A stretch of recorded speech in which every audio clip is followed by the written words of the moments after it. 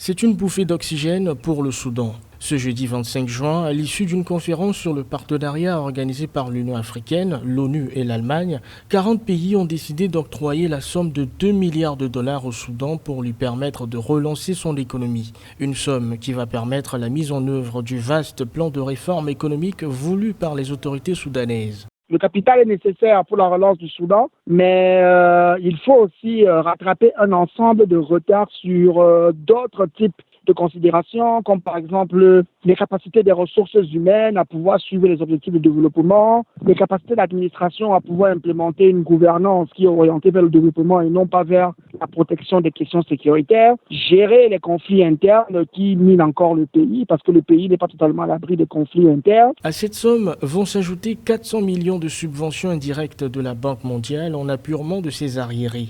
La nouvelle vient à point nommé pour ce pays d'Afrique de l'Est qui est miné par une énorme dette publique, de faibles réserves de devises étrangères et une inflation galopante. Et puis la vraie question, c'est que 2,5 milliards de dollars, est-ce que c'est suffisant pour relancer une économie? Lorsqu'on regarde ce qu'on a dépensé sur des pays, par exemple de l'Europe de l'Est, lorsqu'ils ont été libérés du joug de la Russie, on était dans des considérations de près de 400, 500 et parfois 1 trillion de dollars. Cette aide de la communauté internationale vient appuyer la transition politique en cours. Elle s'inscrit dans une volonté ferme de poursuivre les progrès vers l'établissement d'un système politique, démocratique et civil.